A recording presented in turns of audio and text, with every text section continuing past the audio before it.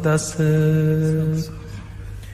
හැම දෙනාටම තෙරුවන් සරණ ප්‍රාර්ථනා කරමින් අදත් ඔබ හැම දෙනාම බොහොම සද්ධාවෙන් උතුම් ධර්ම දේශනාව ශ්‍රවණය කරන්න සූදානම් වෙන මොහොත. මේ උතුම් ධර්මශ්‍රවණයත් නිවන්දොරටුවක් බවට පත්වේවා කියලා අපි මුලින්ම ආශිර්වාද ප්‍රාර්ථනා කරන. වාසනාවන්ත පිංහතුනි, අපි මේ ඉන්නේ මහා භද්‍ර කල්පය තුළ. මේ කල්පයට මහා භද්‍ර කල්පය කියන්නේ ඇයි? බුදුරජාණන් වහන්සේලා 5 නමක් පහළ වෙන.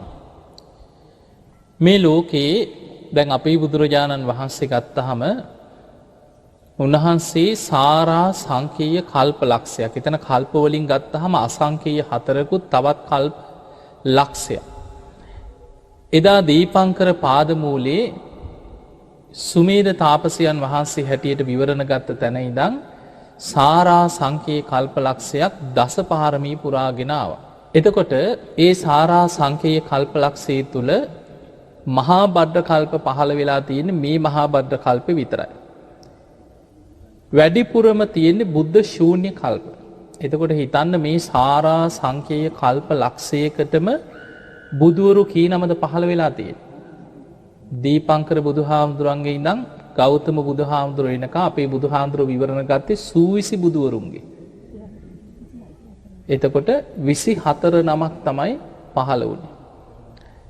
එතකොට අපිට පේනවා කල්ප වලින් අසංකේය 4කුත් තවත් කල්ප ලක්ෂයක් තුල බුදුවරු 24 නමක් පහළ වුණා කියන්නේ සමහර කාල තිබිලා තියෙනවා කල්ප අසංකේය බැගින් බුද්ධ ශූන්‍ය වෙච්ච අවස්ථා 4ක්. එතකොට අපිට පේනවා බුද්ධ ශූන්‍ය කල්ප කොච්චර ලෝකේ තියෙනවද?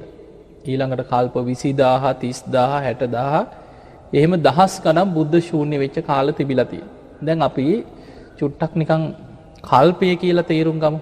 කල්පය කියලා එකක් තමයි ආයුෂ් කල්පයටත් කල්පය කියන්නේ. ආයුෂ් කල්පය කියන්නේ ඒ කාලේ තියෙන පරමායුෂ. ඒක කාලෙන් කාලෙට වෙනස් වෙනවා. මනුස්ස ලෝකෙ මිනිස්සුන්ගේ පරමායුෂ කාලයකට අවුරුදු අසංකේයයට වැඩි වෙනවා කියලා. එහෙම වැඩි වෙච්ච පරමායුෂ අඩු වෙලා අන්තිමටම කීයට යනකම් බහිනවද පරමායුෂ? අවුරුදු 10ට යනකම් පරමායුෂ බහිනවා. එතකොට ඒ කාලේ තියෙන මිනිස්සුන්ගේ ආයු අපේක්ෂාවටත් කියනවා ආයුෂ් කල්පය කියලා. එයාලෙන්න අපි කල්පය කියන්නේ මොකද්ද? දැන් මේ මහා භද්‍ර කල්පය කියපුවාම ඒ කල්පයට අවුරුදු වලින් කීයද? දවසක් බමුණෙක් බුදුරජාන් වහන්සේගෙන් අහනවා ස්වාමීනි භාග්‍යතුන් වහන්සේ කල්පයට අවුරුදු කීයද කියලා අහුවා. බුදුරජාන් වහන්සේට එතකොට මේ බමුණට බුදුරජාන් වහන්සේ වදාලා මේ කල්පයට අවුරුදු වලින් අවුරුදු 100යි 1000යි ලක්ෂයයි බින්දු ගානකින් කියන්න බෑ කිව්වේ. ඒ තරම් දීර්ඝයි කිව්වා. එතකොට අහුවා ස්වාමීනි එහෙනම් උපමාවක් හරි. ඔන්න බලන්න උපමා දෙකක් තියෙනවා බහලා ඇති. එකක් තමයි යොදුනක් කියන්නේ සැතපුම් 16ක්. සැතපුම් 16ක් දිග පළල උස ඇති විශාල අබ කන්දක් තියෙනවා. අබෑට දන්නවනේ පුංචි අබෑට. එතකොට සැතපුම් 16ක් දිග 16ක් පළල ඒ තරම් උස විශාල අබ කන්දක් තියෙන. සැතපුම් 16 කියන්නේ කිලෝමීටර් වල 1.6න් වැඩි කරපුවාම කිලෝමීටර් ගානේ. අපි නිකන් හිතමු අපි ඒකත් පැත්තක තියලා අපිට තේරෙන කන්දක් නිකන් සිරීපාද කන්ද වගේ අබ කන්දක් කියලා හිතන්න. අවුරුදු 100කට එකා බැටයක් අයින් කරනවා. තවත් අවුරුදු 100කට පස්සේ තව එකා බැටයක් අයින් කරනවා. ආයෙමත් අවුරුදු 100කට පස්සේ තව එකා බැටයක් අයින් කරනවා. මහණෙනි යම් කාලයක් එනවද ওই විශාල අබ කන්ද අවසන් වෙන කල්පේ ඒ තරම් දීර්ඝයි කිය. එතකොට නිකන් හිතා ගන්නකො කල්පයක් කියන්නේ කොච්චරද කියලා. එතකොට මේ කල්පයකට අන්තක් කල්ප ගණනාවක් තියෙනවා. කල්පයකට අන්තක් කල්ප තියෙනවා.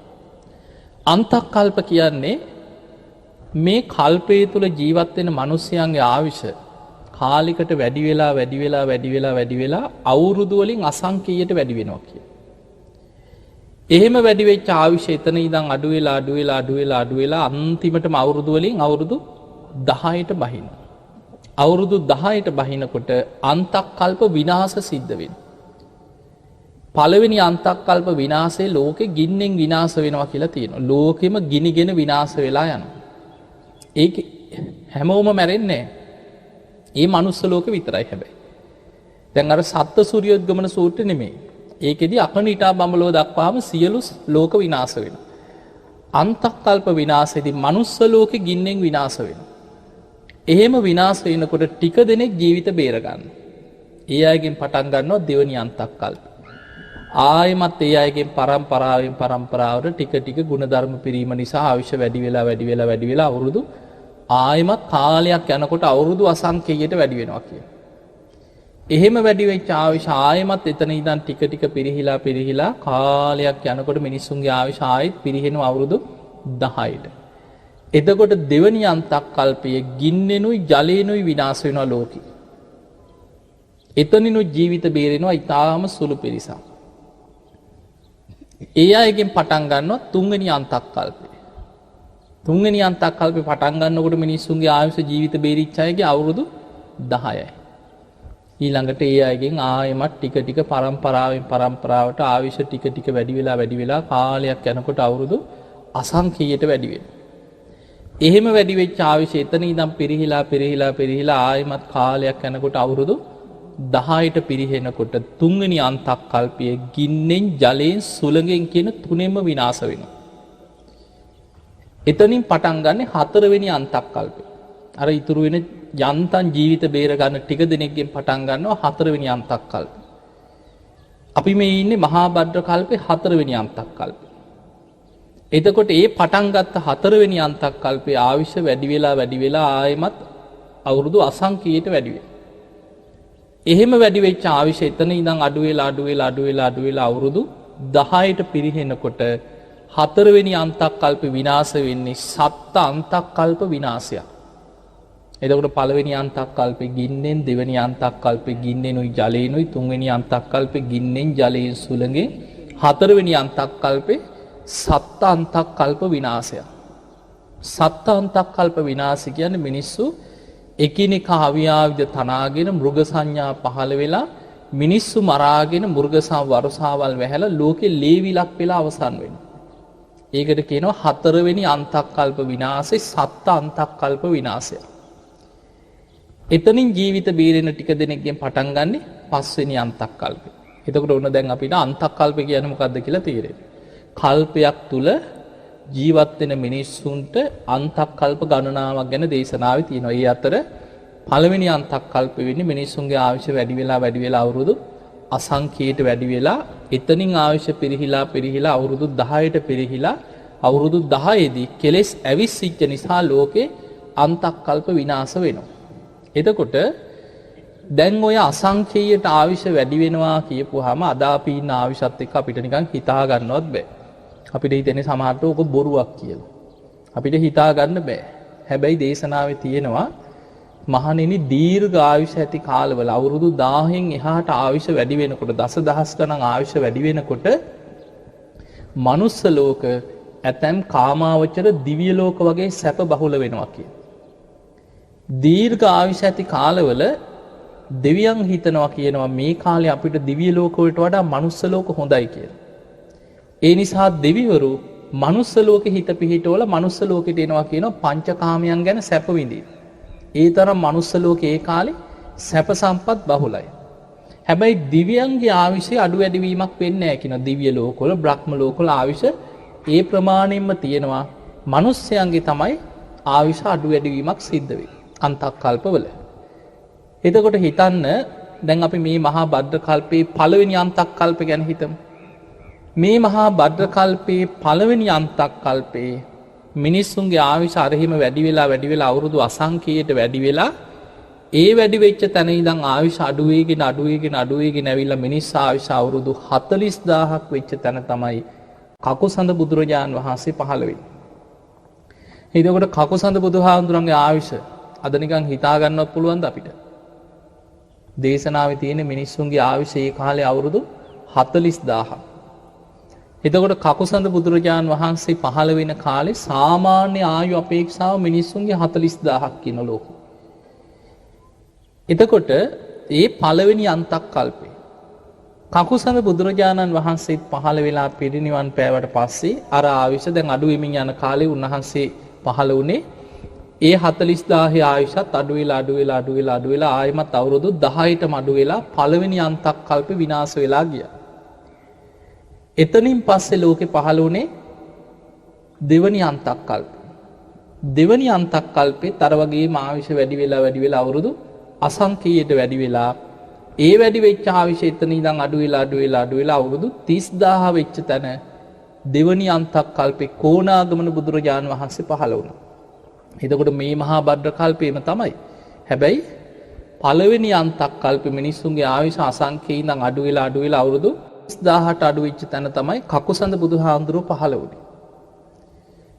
මේ මහා භද්‍ර කල්පේම දෙවනි අන්තක් කල්පේ මිනිස්සුන්ගේ ආයුෂ අසංඛ්‍යයෙන් ඉඳන් අඩු වෙගෙන ඇවිල්ලා අවුරුදු 30000 වෙච්ච තැන තමයි කොණාගමන බුදුහාමුදුරුවෝ පහළ වුණේ. එතකොට කොණාගමන බුදුහාමුදුරන්ගේ කාලේ මිනිස්සුන්ගේ ආයුෂ අවුරුදු 30000. ඒකත් අපිට හිතා ගන්න පුළුවන් ද වර්තමානයේ. අපි ඉන්න ආයුෂත් එක්ක ගත්තහම ඒකත් අපිට හිතන්නවත් අමාරුයි. එතකොට කොණාගමන බුදුරජාන් වහන්සේගේ පස්සෙත් අර පිරිහෙමින් පැවතිච්ච ආයුෂ ටික අඩු වෙලා අවුරුදු 10ටම පිරිහෙනවා. එතනින් දෙවනි අන්තක් කල්ප විනාශ වෙනවා. ඊළඟට පටන් ගන්නෙ තුන්වෙනි අන්තක් කල්පය. තුන්වෙනි අන්තක් කල්පෙත් මිනිස්සුන්ගේ ආයුෂ උහුම වැඩි වෙලා අවුරුදු අසංඛ්‍යයට වැඩි වෙලා ඒ වැඩි වෙච්ච ආයුෂ පිරිහීගෙන ඇවිල්ලා මිනිස් ආයුෂ අවුරුදු 20000ක් වෙච්ච තැන තමයි මේ මහා භද්‍ර කල්පේම තුන්වෙනි අන්තක් කල්පේ කාශ්‍යප බුදුරජාන් වහන්සේ පහළ වෙන්නේ. එතකොට කාශ්‍යප බුදුහාමුදුරුවෝ පහළ වෙනකොට මිනිස්සුන්ගේ ආයුෂ අවුරුදු 20000ක්. ඒත් මේ මහා භද්‍ර කල්පේම තමයි. හැබැයි කාශ්‍යප බුදුරජාණන් වහන්සේගෙන් පස්සේ අර 20000 ආයුෂත් අඩු වෙලා අවුරුදු 10ට අඩු වුණා. ඒ අවුරුදු 10ට අඩු වෙලා තුන්වෙනි අන්තක් කල්ප විනාශය වුණා. ඊළඟට පටන් ගත්තේ හතරවෙනි අන්තක් කල්පේ.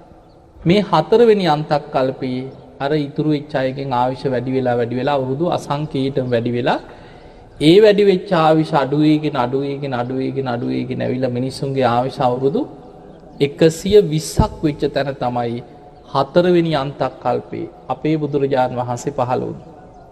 එතකොට ඔබ බලන්න සූවිසි බුදුරජාන් වහන්සේලා ගැන, අටවිසි බුදුරජාන් වහන්සේලා ගැන. අතීතේ පහළ වෙච්ච හැම බුදු කෙනෙකුටම අවුරුදු දහස් ගණන් ආයුෂ තිබිලා තියෙනවා. අපේ බුදුරජාන් වහන්සේ ගැන විතරයි ධර්මයේ සඳහන් වෙන්නේ අල්පායුෂ්ක බුදු කෙනෙක් කියලා. පෙර බුදුවරු ගැන හඳුන්වනකොට අපේ බුදුරජාන් වහන්සේ ගැන හඳුන්වලා තියෙන්නේ අල්පායුෂ්ක බුදුරජාන් වහන්සේ කියලා. මිනිස්සුන්ගේ ආයුෂ අඩු වෙලා අවුරුදු 120ක් වෙච්ච තැන තව චුට්ටක් අඩු වුණා නම් බුදු කෙනෙක් පහළ වෙන්නේ නැහැ. ඇයි ඒ? දේශනාවේ තියෙනවා හැම බෝසතාණන් වහන්සේ නමක්ම තුසිත දෙව්ලොව ඉඳන් පස් මහ බැලුම් බලනවනේ. මොනවද ඒ? කාලය, දීපය, දේශය, කුලය, මව. එතන කාලය කියලා බලන්නේ බුදු කෙනෙක් පහළ වෙන්න සුදුසු කාලයක් දැන් මනුස්ස ලෝකේ තියෙනවද? ඒ බලන්නේ මිනිස්සුන්ගේ ආයුෂ ප්‍රමාණ ගැන බලන්න. මිනිස් ආයුෂ අවුරුදු 100න් 15ට පිරිහිලා නම් බුදුවරු පහළ වෙන්නේ නැහැ කියනවා. මිනිස්සුන්ගේ ආයුෂ අවුරුදු 100න් පල්ලෙහාට ඇවිල්ලා කියන්නේ කෙලෙස් වැඩි කියලා. ඒ කාලවල බුදුවරු පහළ වෙලා අනිත්‍ය දුක්ඛ අනාත්මය ගැන, නිවන ගැන, අතහැරීම ගැන, විමුක්තිය ගැන දහම් දෙසුවට මිනිස්සුන්ට කෙලෙස් වැඩි කියලා. ඒ නිසා මිනිසයන්ගේ ආයුෂ අවුරුදු 100න් 15ට පිරිහිලා නම් බුදුවරු පහළ වෙන්නේ නැහැ. ඊළඟට ලෝකෙ මිනිස්සුන්ගේ ආයුෂ අවුරුදු ලක්ෂයට වඩා වැඩි නම් ඒත් බුදුවරු පහළ වෙන්නේ නැහැ කියන. අසංඛ්‍යයට ආයුෂ තිබුණට ඒ කාලවල බුදුවරු පහළ වෙන්නේ නැහැ. එතකොට මිනිස් ආයුෂ අවුරුදු ලක්ෂයෙන් 15ටත් අවුරුදු 100න් ඉහළටත් කියන ඔය පරාසය තුල විතරයි කියන අන්තක් කල්ප අතර බුදුරජාණන් වහන්සේලා ලෝකේ පහළ වෙන්නේ. මොකද අවුරුදු ලක්ෂයට වඩා වැඩි කියන්නේ මනුස්ස ලෝකෙ සැප වැඩි කියන. මිනිස්සුන්ට අනිත්‍ය ගැන, දුක ගැන, අතහැරීම ගැන කිව්වට මිනිස්සුන්ගේ හිත යොමු කරන්නේ ඇයි? සැප සම්පත් බහුලයි කියන ඒ කාලවල. මිනිස්සු පංචකාමයන් තුලම මුසපත් වෙලා ඉන්න කාල කියන. ඒ නිසා අවුරුදු ලක්ෂයට වඩා වැඩි නම් ඒත් බුදුරු පහළ වෙන්නේ නැහැ කිය. දැන් එතකොට අපේ බුදුරජාණන් වහන්සේ පහළ වුණේ දැන් බලන්න කකුසඳ බුදුහාමුදුරුවෝ පහළ වුණේ අර අතර ලක්ෂයත් 100ත් අතර. මිනිස්සුන්ගේ ආයුෂ අවුරුදු 40000යි. කෝණාගමන බුදුරජාණන් වහන්සේ පහළ වෙනකොට මිනිසුන්ගේ ආයුෂ අවුරුදු 30000යි. කාශ්‍යප බුදුරජාණන් වහන්සේ පහළ වෙනකොට මිනිසුන්ගේ ආයුෂ අවුරුදු 20000යි. අපේ බුදුරජාණන් වහන්සේ තමයි අන්තිම සීමාවේ නිකන් ළඟ අවුරුදු 120යි මිනිසුන්ගේ ආයුෂ. තව චුට්ටක් පල්ලෙහාට පිරිහුණා නම් අවුරුදු 100න් පහළට පිරිහුණා නම් ඊළඟ අන්තක් කල්පේ තමයි ආයි මේ මහා බද්ද කල්පේ 4 වෙනි අන්තක් කල්පෙට බුදු කෙනෙක් නැති වෙනවා. ඒකට හේතුව දැන් දේශනාවේ තියෙනවා අපේ බුදුරජාණන් වහන්සේ මේ 4 වෙනි අන්තක් කල්පේ බුදු වෙන්න හිටපු කෙනා නෙමෙයි මේ මහා බද්ද කල්පේ පටන් ගන්නකොටම පාරමී පුරාගෙන ඇවිල්ලා 5 දෙනෙක් හිටියා බද්ද කල්පේ ආරම්භ වෙනකොට පිළිවෙලින් බුදු වෙන්න බලාගෙන. ඒ අතර බුද්ධත්වයට පත් වෙන්නත් සාරා සංකීය කල්පලක්ෂයක් පාරමී පුරන ප්‍රඥාධික බෝසතාණන් වහන්සේලා. අපේ බෝසතාණන් වහන්සේ ප්‍රඥාධික කෙනෙක්. ඒ නිසා සාරා සංකීය කල්පලක්ෂයක් පාරමී පුරාගෙන ආවා.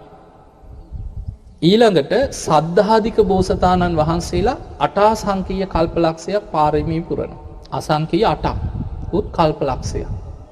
ඒ වගේ දෙගුණයක් එතකොට.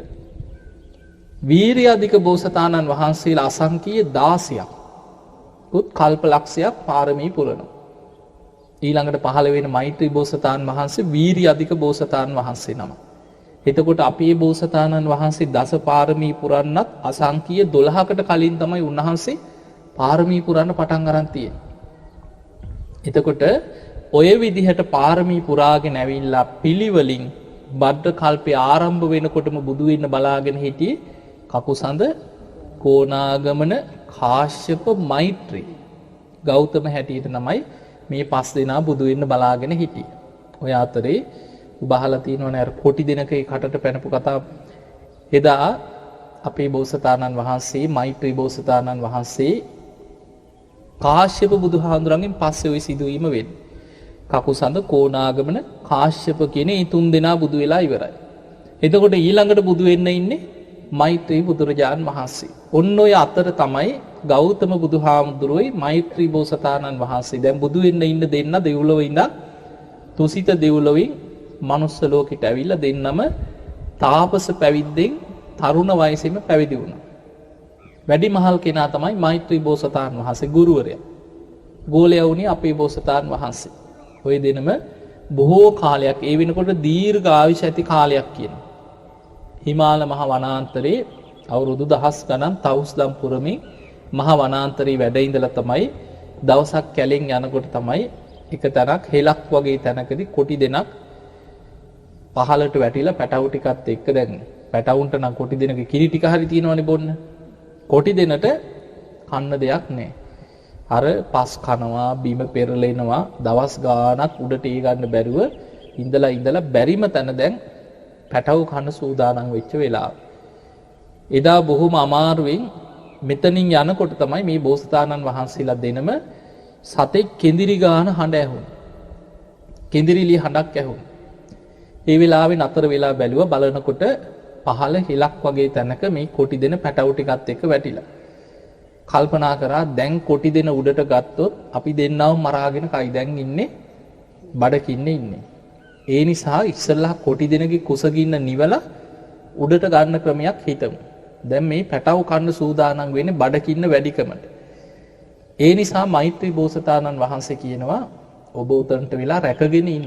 කොටි දෙනට පැටවු කන්න දෙන්න එපා. ඔබ කොහොම හරි පැටවු ටික පරිස්සම් කරගන්න ওই ගල උඩට වෙලා බලාගෙන ඉන්න කිව්වා. මම ඉක්මනට කැලේට ගිහිලා ආහාර ටිකක් හොයාගෙන එන්නම් කියලා මෛත්‍රී බෝසතාණන් වහන්සේ කැලේට ගියා. ගිහිල්ලා ඉතින් කැලේ හොයනවා සත්තු මරාගෙන ඉනව නෙමෙයි මැරිච්ච සතෙක්ගේ හරි මොනවා හරි අතහැරලා දාලා ගිය දෙයක් හොයාගෙන යනවා. දැන් ඔය කොටි දෙනගේ කුසගින්න නිවන්න ආහාරයක් හොය කැලේ ඇවිදිනවා. මෙහෙම බොහෝ වෙලාවක් ගත වුණා. එන පාටක් තාම පේන්නේ.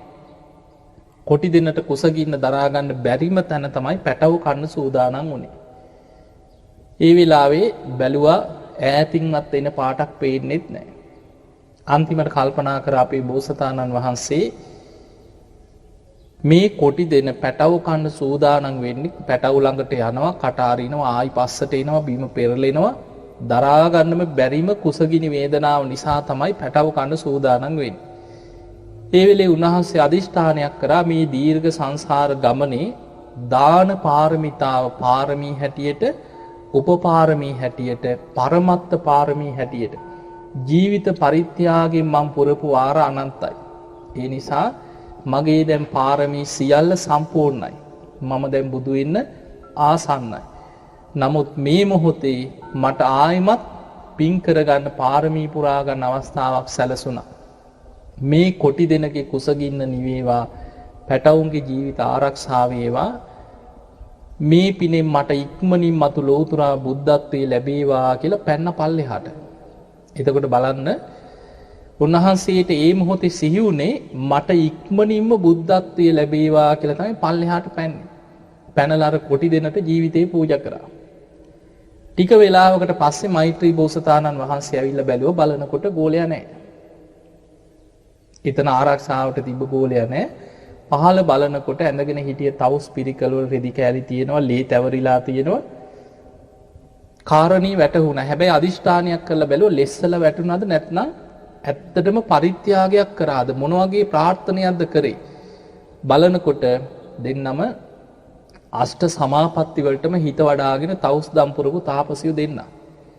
ඒ වෙලාවේ මෛත්‍රී බෝසතාණන් වහන්සේ දැක්කා දිවසින් මේ කරපු ප්‍රාර්ථනේ මට ඉක්මනින්ම මතු ලෞතුරා බුද්ධත්වයේ ලැබේවා කියලා තමයි ජීවිතේ පූජා කරන්නේ.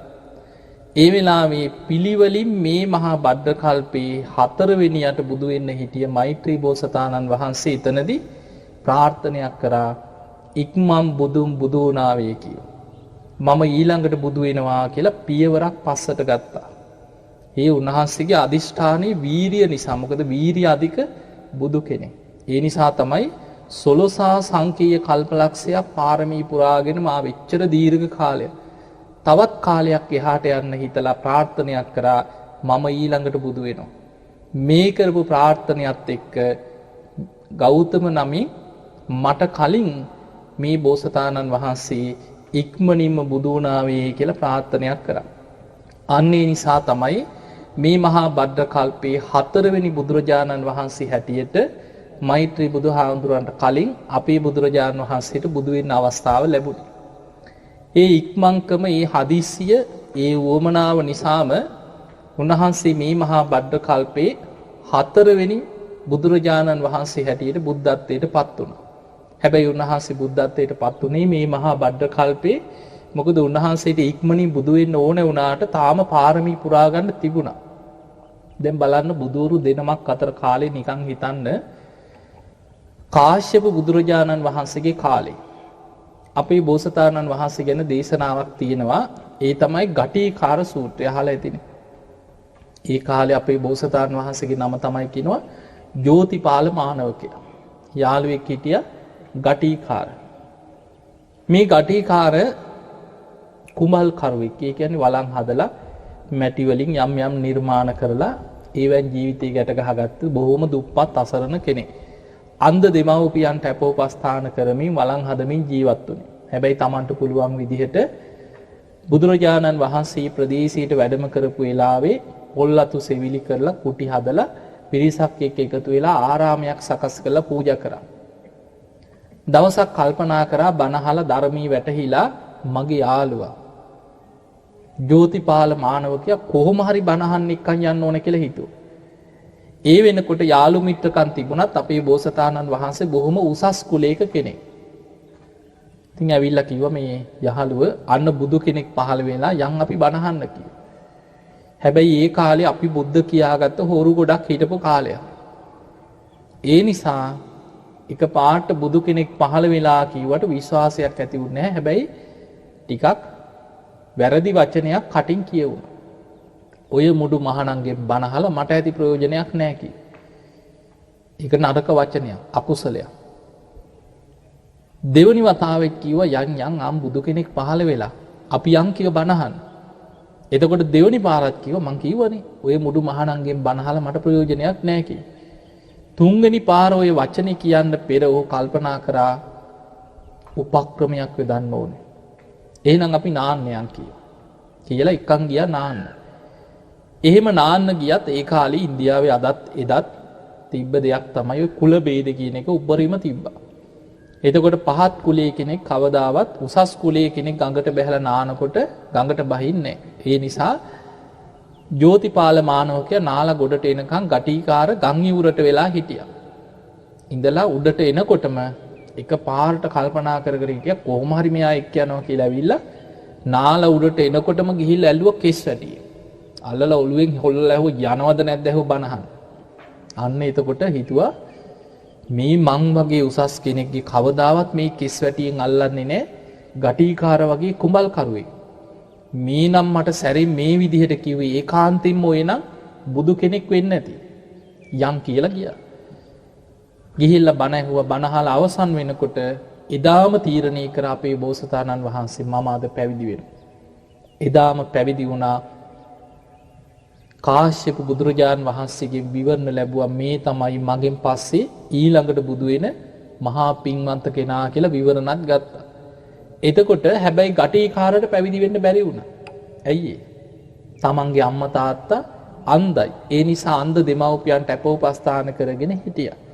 හැබැයි අනාගාමී වෙනකම්ම ගිහි ජීවිතයේ තුල හොඳට බණ භාවනා කරලා බණ අහලා අනාගාමී ඵලයටපත් වෙලා සුද්ධාවාස බඹලව ඉපදුණා. එතකොට ඔය අපේ බෝසතාණන් වහන්සේ කාශ්‍යප බුදුහාමුදුරන්ගේ කාලේ ඉපදිච්ච ආත්මය. ඒ තමයි ජෝතිපාල මානවකය. ඒ කාලේ මිනිස්සුන්ගේ ආයුෂ අවුරුදු 20000ක් වෙච්ච කාලේ. එහෙම ඉඳලා සිල්වත් පැවිදි ජීවිතය ගත කරලා මරණින් මත්තේ ඉපදුනා තුසිත දෙව්ලොව. තුසිත දෙව්ලොව බොහෝ කාලයක් ගත කරලා ආයමත් මනුස්ස ලෝකෙට ආව සිටුවරයෙක් වෙලා ඉපදුනා. එතකොට කාශ්‍යප බුද්ධ ශාසනයේ අන්තිම කාලේ. දැන් පිරිහීගෙන යන බුද්ධ ශාසනයේ අවසාන කාලේ. ඒ සිටුවරයෙක් වෙච්ච ආත්මේ අපේ බෝසතාණන් වහන්සේ දවසක් කල්පනා කරා මගේ සිටු නිවස විශාල කරගන්න ඕන කියලා පිරිසක් එකතු කරගෙන ගියා කැලේට. ලී දනු ටිකක් හොයන්න ගියේ. දොරවල් උළුවව හදන්න වහලට අවශ්‍ය ලී ටිකක් හොයන්න කැලේට යනකොට ඒ කාලේ දැන් බුද්ධ ශාසනය පිරිහිලා හාමුදුරුවෝ දකින්න අඩුයි. මෙහෙම කැලේ ඇවිදගෙන යනකොට මෙන්න කැලේ ඇතුලේ ඉඳන් ස්වාමීන් වහන්සේ නමක් පින්නව බොහොම සංවරව. එක පාරට ඈතින් එනවා දැකලා කැලේ හැංගුණා. කට්ටියටත් කිව්වා හැංගෙන්න කියලා. හැංගිලා බලාගෙන හිටියා උන්වහන්සේ කොහෙටද මේ වඩින්නේ. බොහොම සංවර ගමනින් ගමක් පැත්තට පිණ්ඩපාතේ වැඩි. කල්පනා කරා අපි බලමු උන්වහන්සේ කොහෙද ඉන්නේ. අර පියවර සටහන් ඔස්සේ ඇවිදගෙන ගියාම අවසන් වෙලා තියෙන ගහක් යට. කල්පනා කරා නේ උන්වහන්සේට මේ අපි වගේ පුංචි පැලක් හරි අටවගෙන ඉන්න බැරි කමක් නැහැ. නමුත් මේ කැලේට වෙලා ගහක් යට මේ පැවිදි ගුණධර්ම වඩන්නේ මොනවා හෝ උතුම් අරමුණක් නිසා තමයි. මට මේ තරම් විශාල සිටුමැදුරක් තිබිලත් මම මේ සිටුමැදුර විශාල කරගන්න තමයි මේ ආවේ.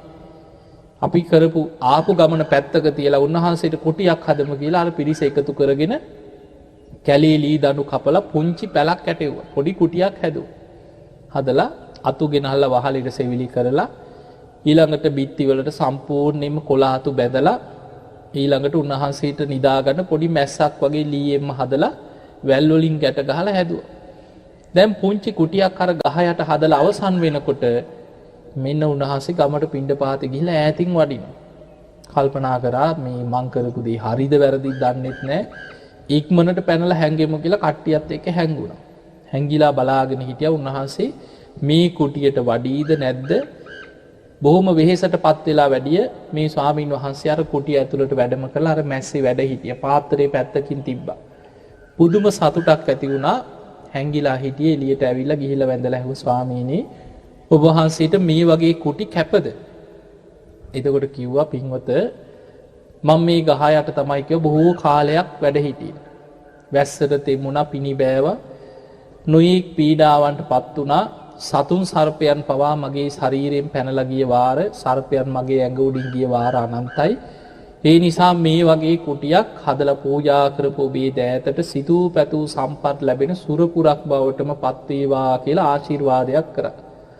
ඒ වෙලාවේ සාදු සාදු කියලා අනුමෝදන් වෙලා මේ සිටුවරයා කිව්වා මම මේ ස්වාමීනි ඔබ වහන්සේට తాවකාලිකයි මේ පොඩි කුටිය හැදුවේ. මම මෙතන ඔබ වහන්සේට හොඳ කුටියක් හදන්නම්. ඔබ වහන්සේට සක්මන් මළුවක් හදනවා. ඔබ වහන්සේට පැම් පොකුණක් හදනවා, ලිදක් හදනවා. ඔබ වහන්සේ දානි ලැබුණා හෝ නොලැබුණා හෝ අන්න අතන අපේ ගේ තියෙනවා දවස ගාන නිවසට පිණ්ඩපාතේ වඩින්න. අපි කැපකරු දායකයෝ හැටියට අපිව පිළිගන්න සේක්වා කියලා අර ස්වාමීන් වහන්සේට කුටියක් හදලා සක්මන් මළුවක් හදලා දිවි ඇතිතෙක් උන්වහන්සේට අප උපස්ථාන කරා. උන්වහන්සේ කුටියේම වැඩ ඉන්න රහත් වෙලා පිරිනිවන් පෑවා කියලා සඳහන් වෙනවා. ඊට පස්සේ අපේ බෝසතාණන් වහන්සේ උන්වහන්සේගේ ධාතුන් වහන්සේලා තැන්පත් කළ පුංචි චෛත්‍ය ඒ කැලේම හදලා වන්දනාමාන කරා. ඔය විදිහට පින් කරලා ආයෙමත් ඉපදුනා දෙව්ලොව. එහෙම දිව්‍ය ලෝකෙ ඉපදිලා දෙව්ලොවින් දෙව්ලොවට බොහෝ කාලයක් දිව්‍ය සැප සම්පත් වින්දා. දැන් මේ බුද්ධ ශාසන දෙකක් අතර කාලෙ මං කියන්නේ. එතකොට එහෙම දිව්‍ය සැප සම්පත් විඳලා අවුරුදු අසංකේයයට දැන් මනුස්ස ලෝකේ අර කාශ්‍යප බුදුහාමුදුරන් කාලේ දැන් 20000 ආයුෂ පිරිහිලා ආයෙමත් වැඩි වෙලා අසංකේයයට වැඩි වෙච්ච කාලේ මහා සුදස්සන නමින් සක්විති රජකම් කරා. එතකොට අර එක කුටියක් ස්වාමීන් වහන්සේ නමකට හදලා පූජා කරපු පිනෙන් මහා සුදස්සන සක්විති රජුරවන්ට දඹදිව 84000ක් මාලිගා පහළ වුණා කියන දෙවිවරුන්ට දිව්‍ය විමාන පහළ වෙනවා වගේ හැම නගරයකම එකම විදිහේ දිව්‍ය මාලිගා වගේ මාලිගා රජුරවන්ට පහළ වුණා කියන. උන්වහන්සේට අර මැස්සක් වගේ හදලා පූජා කරපු මේ පිනෙන් සත්රුවණින් යුක්ත ආසන ඇඳන් යහනාවල් අර මාලිගාවල පහළ වුණා කියන. ওই විදිහට බොහෝ කාලයක් සක්විති රජකම් කළ මහා සුදස්සන සක්විති රජුරුව බොහොම ධාර්මිෂ්ඨව ලෝකේ පාලනය කරලා දවසක් කල්පනා කරා රටවාසීන් නගරවැසියන් කල්පනා කරා අපේ රජුරුව කවදාවත් අපෙන් අයබදු අය කරන්නේ මිනිස්සුන්ටම මාලිගාවේ තියෙන හැමදේම දන් දෙනවා හැබැයි මිනිස්සු කල්පනා කර අපි රජුරුවන්ට යමක් එකතු කරලා දෙමු කියලා නගරවාසීන් එකතු වෙලා විශාල ධනයක් වෙළඳ ව්‍යාපාරිකයන්ගෙන් එකතු කරලා කරත්තවල පටවගෙන විශාල පිරිසක් අරගෙන ආව මාලිගාවට. ඇවිල්ලා රජුරුවන්ට කිව්වා රජතුමනි රජුරුව මේක පිළිගන්න කිව්වා. මහා සුදස්සන සක්විති රජුරුව කියනවා දරුවනේ මට මේ ගබඩාවල දන් දෙන්න ආපහු ඒ විදිහටම පිරීලා යනවා කියලා මගේ පිනේ. ඒ නිසා දෙන්න මට අඩු වෙන්නේ ගබඩාවල පිරෙනවා. ඒ නිසා නුඹලගේ ධනෙ මට අවශ්‍ය නැහැ කිය මට ඇති තරම් සම්පත් වස්තුව මේ ගබඩාවල පිරීලා. ඒ වෙලාවේ රටවාසීන් කල්පනා කරා අපි මහා සුදස්සන සක්විති රජුරවන්ට එහෙනම් මීට වඩා ලස්සන මාලිගාවක් හදමු. එහෙම හිතලා වැවක් අයින බොහොම ලස්සන තැනක් පොළොව සුද්ධ කරා. සැලසුමක් හිතුවා අපි මේ වගේ වහල 84 කූටාගාර කියන එක පළවලට වෙන් වෙච්ච බොහොම ලස්සන දිව්‍ය විමානයක් වගේ මාලිගාවක් හදමු කියලා මිනිස්සු සැලසුම් කරලා පහවදා පිරිසත් එක්ක එනකොට අර හිතපු මාලිගාව ඒ විදිහටම එතන සත්රුවණෙන් පහළ වෙලා කිය. මොකද ওই දීර්ඝ ආයුෂ ඇති කාලවල දිව්‍ය ලෝකේ වගේ කියන මනුස්ස ලෝකේ. ඒ කාලවල කල්ප වෘක්ෂ පවා මනුස්ස ලෝකේ පහළ වෙනවා කියලා. එතකොට අපිට පේනවා එහෙනම් මේ අපි ජීවත් වෙන කාලවල වගේ නෙමෙයි මේ කාලවල මනුස්ස ලෝක දිව්‍ය ලෝක වගේ. දැන් අර විශාල දිව්‍ය විමානේ වගේ මාලිගාව දැක්ක මිනිස්සු සාදුකාර දීලා රජුරවන්ට ඇවිල්ලා කිව්වා රජතුමනි හරිම පුදුමයි. රජතුමා මහා පින්වන්ත කෙනෙක්. රජතුමාට අපි මාලිගාවක් හදන්න පොළොව සුද්ධ කරලා අපි එතනට යනකොට විශාල දිව්‍ය විමානයක් වගේ මාලිගාවක් පහළ වෙලා. රජතුමා මේ මාලිගාවෙන් ඒ මාලිගාවට වඩින සේක්වා කියලා ආරාධනයක් කරා. මහා සුදස්සන සක්විති රජුරෝ කල්පනා කරා මම බොහෝ කාලයක් සක්විති රජකම් කරා. තමන්ගේ වැඩිමහල් පුතාට කතා කළ සක්විති රජකම දුන්නා. දීලා අමාත්‍යවරු රැස් කරලා දේවියත් පිරිසත් රැස් කරලා කියා හිටියා අද ඉඳන් මම සක්විති රජකම අතහැරලා මේ මාලිගාවට ගිහිල්ලා තවුස් දම් පුරනවා. ඒ නිසා එක අමාත්‍යවරයෙක් විතරක් මට ආහාර අරගෙන එන කෙනෙක් විතරක් කැරෙන්න කවුරුත් මාව මුණ ගැහෙන්න එන්න එපා කියලා. එහෙම කියලා සක්විති රජුරුව මහා සුදස්සන සක්විති රජුරුව අර පිය ගැට පෙළ ළඟට ගිහිල්ලා පළවෙනි පඩියට අඩිය තියලා අදිෂ්ඨානයක් කරා කාම විතර්ක මෙතන නවතිනවා. ව්‍යාපාද විතර්ක මෙතන නවතිනවා. විහිංසා විතර්ක මෙතන නවතිනු කියලා අදිෂ්ඨාන කරගෙන පියවරෙන් පියවර පඩි පෙළ උඩට නැගලා වාඩි වෙනකොට එහෙම හිත සමාධිමත් වුණා කියලා. අෂ්ට සමාපatti ලැබමින් බොහෝ කාලයක් අර මාලිගාවෙම තවුස් දම් පිරුවා කියලා. එහෙම තවුස් දම් පුරලා දවසක් අවුරුදු දහස් ගානක අසංකේයට ආයුෂ තියෙන කාලේ. එහෙම තවුස්දම් පුරලා දවසක් රෑ හීනෙන් දකින්නවා දේවිය දකින්න තියෙනවනේ දැන් බොහෝ කාලයක් ගත වුණා. දරුවෝ දකින්න ඕනේ, අමාත්‍යවරු හෙට දවසේ මුණ ගැහෙන්න ඕන කියලා හිතුවා. එදා දේවියත් ඒ හීනේ ඒ විදිහටම දැක්කා. ආහාර අරගෙන ආපු අමාත්‍යවරයාට කිව්වා අද නගරේ අර මාලිගාවේ යටිමහලේ රැස්වීම් ශාලාවට දේවියත් අමාත්‍යවරු පිරිසත් දරුවෝ පිරිසත් එකතු කරන්. ඒ අය මුණ ගැහෙන්න ඕන. ඒ පිරිස එකතු වුණාට පස්සේ එදා තමයි අවුරුදු ගානකට පස්සේ රජුරෝ මාලිගාවෙන් පහළට බැහැපු දවස. පහළ එහාට බැහැලා අර පිරිසත් එක්ක කතා කරනකොට දේවියට හිතුණා අනේ අද රජුරෝ මරණයටපත් වෙයිදෝ කියලා හිතුණා. ඒ වෙලාවේ දේවිය අර රජුරවන්ට ආරාධනයක් කරා මහා සුදස්සන සක්විති රජුරවන්ට සක්විති රජතුමනි ඔබ වෙනුවෙන් 84000ක් දිව්‍ය මාලිගා වගේ මාලිගාවන් මේ දඹදිව් තලයේ පහළ වෙලා තියෙනවා. දෙවිවරුන්ට විමාන පහළ වෙනවා වගේ පැම්පොකුණු ඒ වගේම සත්රුවණෙන් යුක්ත යහනාවල් ආසන මහා පුදුම පිනක් තියෙන කෙනෙක් සක්විති රජුරු ඔබ. ඒ නිසා මහා සුදස්සන සක්විති රජතුමනි ආයමත් මේ විදිහටම මනුලව ඉපදිලා මේ සක්විති රජකම්ම කරමින් ධාර්මිෂ්ඨව පාලනය කරන්න සිත් පහළ කරගන්න සීක්වා කියලා දේවී ආරාධනයක් කරා. එතකොට මහා සුදස්සන සක්විති රජුරෝ කියන දේවිය වැරදි කී ඔය ආරාධනෙ. ඔබ ඔහොම මට ඉල්ලන්න එපා කියෝ. ඔබ මෙහෙම කියන්න කිව්වා. සක්විති රජතුමනි ඔබට 84000ක් මාලිගා තියෙනවා. හැබැයි අලපතක දියක් රඳින්නේ නැහැ වගේ. ඒ මාලිගාවල් වල පංචකාමයන්ගේ ආදීනව සිහි කරලා ඒව ගැන සිත් පහළ කරන්නේ නැතුව මේ සැප සම්පත් වල ආදීනව අනිත්‍ය දකිමින් කාමයන්ගෙන් මිදිච්ච හිතක් ඇතුව බඹතලයේම හිත පිහිටවාගෙන බඹලෝ ඉපදිනා පාරමී සම්පූර්ණ කරගෙන මතු ලෞතුරා බුද්ධත්වයට පත්වෙන සේක්වා කියලා ආරාධනා කරන්න කිව්වා. ඒ වෙලාවේ දේවියට කඳුළු වැగిරුණා. නමුත් හිත හදාගෙන ආරාධනා කරා ඒ විදියට. එදා මහා සුදස්සන සක්විති රජුරෝ තමන්ගේ දේවිය උනේ එදා යසෝදරාව තමයි දේවිය හැටියට හිටියේ. දේවියටත් දරුවන්ටත් කතා කරලා කියනවා මම මේ විදිහට සසර පින් කරගෙන පාරමී පුරාගෙන ආපු කෙනෙක්. මොකද අෂ්ට සමාපatti වලටම හිත දියුණු කරලා දැන් පෙර ඥානෙ උපදවාගත්ත කෙනෙක්. ඒ වෙලේ කියනවා මම මේ තරම් ධ්‍යාන වඩාගෙන මෙච්චර කාලයක් මේ මාලිගාවේ හිටියා. අද මම බඹතලයට යනවා. ඒ බ්‍රහ්ම ලෝකයෙන් දෙව්ලොවට දෙව්ලොවින් බඹලොවට බොහෝ කාලයක් පාරමී පුරලා ඊළඟට ගෞතම නමින් මම සම්බුද්ධත්වයට පත් වෙනවා. ඒ බුද්ධ ශාසනයෙන් නුඹලත් මේ දරුවොත් අමාත්‍යවරු සියලු දෙනාම නිවන් අවබෝධ කරන්න සිත් පහළ කරගන්න සීක්වා කියලා එහෙම දැස් පියාගත්තා. සක්විති රජුරෝ මහා සුදස්සන සක්විති රජුරෝ එහෙම නිින්දෙන් පිබිදියා වගේ බඹතලයේ පහළ වුණා. එතකොට බලන්න දැන් ඔය ඔක්කොම කාශ්‍යප බුද්ධ ශාසනයේ ගෞතම බුද්ධ ශාසනයේ අතර. එහෙම බ්‍රහ්ම ලෝකේ ඉපදිලා මුළු බ්‍රහ්ම ආවිෂම ගෙවලා එහෙන් දෙව්ලොවට සදෙව්ලොවම ඉඳලා ආයමත් තුසිත දෙව්ලොව පහළ වුණා. ඒ වෙනකොට සක්‍ර දෙවියෝ බැලුවා බෝසතාණන් වහන්සේගේ පාරමී තාම සියල්ල සම්පූර්ණයි. හැබැයි තාම මේ වෙනකොට දාන පාරමිතාවෙන් තව චුට්ටක් ඉතුරු වෙලා තියෙනවා පරමත්ත පාරමී කොටස. ඒ වෙනුවෙන් තමයි සක්‍ර දෙවියන් ආරාධනයක් කරන්නේ ජයතුරාපුරයට ගිහිල්ලා කුසතී දේවියගේ කුස පිළිසිඳගෙන දාන පාරමිතා පුරාගෙන ඊළඟට බුදු වෙන්න පාරමී සම්පූර්ණ කරන්න මනුස්ස ලෝකෙට ආයි වඩින්න කියලා. ඒ තමයි වෙස්සන්තර ආත්මය. ආපහු පල්ලෙහාට ඇවිල්ලා වෙස්සන්තර හැටියට රජකම් කරලා 7 වාරයක් මහ පොළොව පවා කම්පා කර කර දන් දීලා දාන පාරමිතාව පුරාගත්තා. එහෙම පුරාගෙන තමයි ආයමත් තුසිත දෙව්ලොවට ගියේ.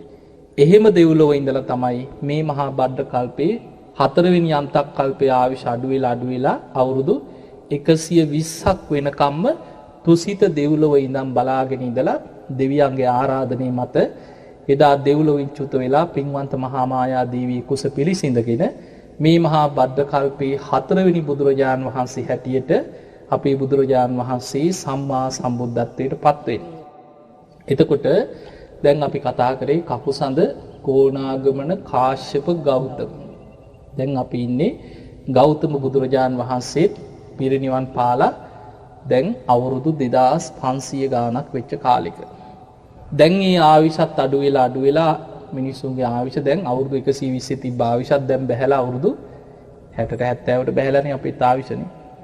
දැන් අද වෙනකොට මිනිස්සුන්ගේ පරම ආයුෂ අවුරුදු 70ක් 75ක ආයුෂක් තියෙනවා. ඔය ආයුෂ අඩු වෙන අවුරුදු 10ට අඩු වෙලා 4 වෙනි අන්තක්කල්ප විනාශ වෙනවා අනාගතේ. ඒ තමයි අවියායුධ වලින් එකිනෙකා මරාගෙන සිද්ධ වෙන සත්ත අන්තක්කල්ප විනාශය. ඒකෙන් පස්සේ ඉතුරු වෙන අයගෙන් ආයෙමත් පටන් ගන්න 5 වෙනි අන්තක්කල්පය. ඒ 5 වෙනි අන්තක්කල්ප මිනිස් ආයුෂ ටික ටික පරම්පරාවෙන් පරම්පරාවට ටික ටික හිමීට වැඩි වෙලා අවුරුදු ආයෙමත් වැඩි වෙන අවුරුදු අසංකේයද.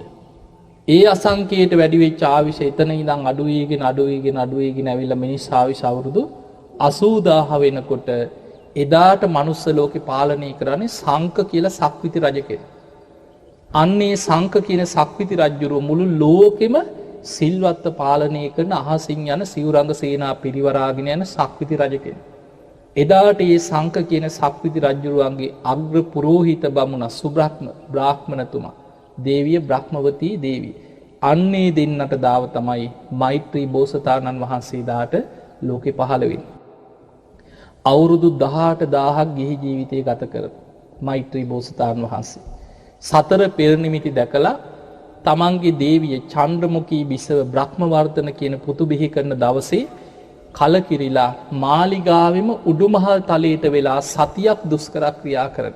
එතකොට බලන්න අර තරම් දීර්ඝ ආයුෂක් ඇති කාලේ මිනිස් ආයුෂ අවුරුදු 80000ක් වුණත් දුෂ්කර ක්‍රියා කරන්නේ සතියයි. ඒ කැලේකට ගිහිල්ලා නෙමෙයි. මාලිගාවේ උඩුමහල් තලයට වෙලා සතියක් දුෂ්කර ක්‍රියා කරලා අවසන් වෙනකොට මහා බ්‍රහ්ම දෙවියන් අහසින් ඇවිල්ලා අටපිරිකරක් පූජා කරන. කෙස් ඇටිය කපලා අහසට විසි කරලා එදා අර අටපිරිකරේ තිබ්බ සිවුරු පිරිකර දරාගෙන අහසින්මයි කියන වඩින්නේ බුද්ධකයා පුණ්‍ය භූමියමයි එදාටත් බුද්ධත්වයට පත් වෙන්න උන්වහන්සේට උපකාර කරන්නේ. හැබැයි නාබෝධීන් වහන්සේ තමයි එදාට බෝධිය බවට පත් වෙන්නේ. අහසින්ම බෝමුලට වඩිනවා උන්වහන්සේ වැඩම කරලා පෙර බුදුවරු වගේම රාත්‍රී පළවෙනි යාමේ පුබ්බේ නිවාසානුස්සති ඥානෙ, දෙවෙනි යාමේ චතුප්පාත ඥානෙ, තුන්වෙනි යාමේ පටිච්ච සමුප්පාදේ අනුලෝම ප්‍රතිලෝම වශයෙන් විමසලා අවසන් වෙනකොට හිමිදිරි උදෑසන අරුණෝදය සමගම හිත කෙලෙසුන්ගෙන් මිදිලා සම්මා සම්බුද්ධත්වයට පත් වෙනවා. මෛත්‍රී බුදුරජාන් වහන්සේගේ බුද්ධ ශාසනය අවුරුදු 1,80,000ක් ලෝකේ පවතිනවා කියලා දේශනාවේ තියෙනවා. එතකොට අපේ බුදුහාමුදුරන්ගේ ශාසනයේ අදිෂ්ඨානෙන් හරි ධාතුන් වහන්සේලා හරි අරගෙන යන්නේ අවුරුදු කීයද? 5000යි කියන. මොකද අපේ බුදුරජාන් වහන්සේ පහළ වුණේ අල්පායුෂ්ක කාලේ. අල්පායුෂ්ක බුදු කෙනෙක්.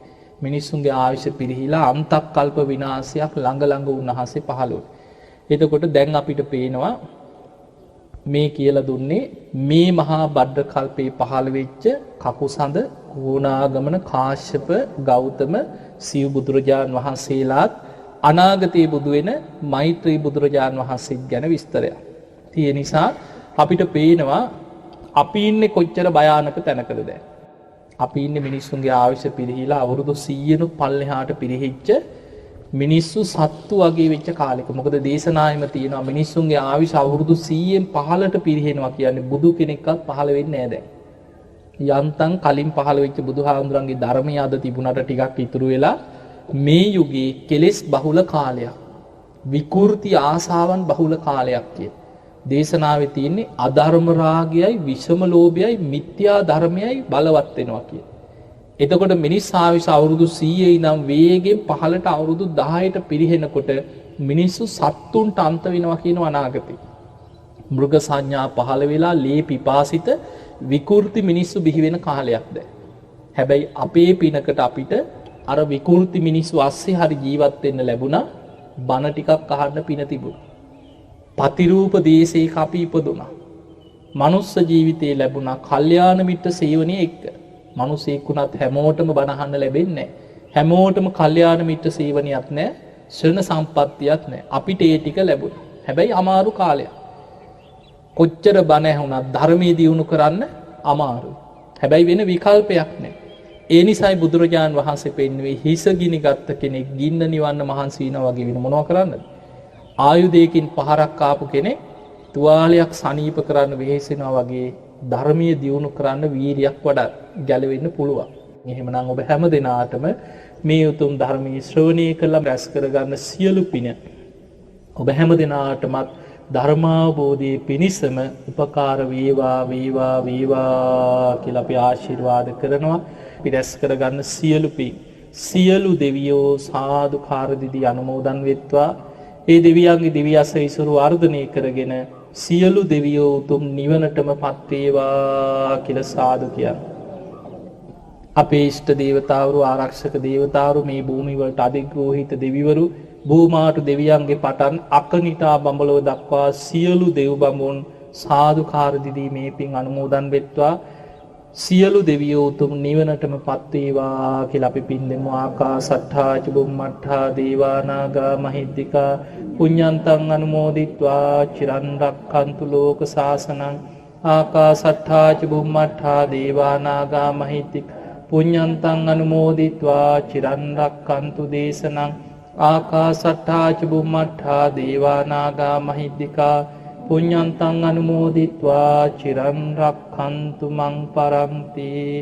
ඒ වගේම ඔබේ මිය පරලොව ගිය දෙමාපිය ඥාතීන් මිය පරලොව ගිය අය සිහිපත් කරගන්න. පරම්පරාගත සියලු ඥාතීන් මිය පරලොව ගිය අය ඉන්නවා නම් ඒ අය සිහිපත් කරගන්න. ඒ අය සාදුකාර දිදී මේ පින් අනුමෝදන් වෙත්වා. ඒ අයගේ පරලොව ජීවිත සැපවත් වේවා සුවපත් වේවා සසර දුකින් අත මිදේවා කියලා සාදු කියලා පින් දෙන්න. ඉදම්මේ ඥාතීනං හෝතු සුඛිතා හොන්තු ඥාතයෝ. ඉදම්මේ ඥාතීනං හෝතු සුඛිතා හොන්තු ඥාතයෝ. ඉදම්මේ ඥාතීනං හෝතු සුඛිතා හොන්තු ඥාතයෝ. ඔබ හැම දිනාටම නිදුක් නිරෝගී සම්පන්නිය දීර්ඝායු සම්පන්නිය තුනුරුවන්ගේ ආශිර්වාද රැකවන්න සැලසේවා කියලා ආශිර්වාද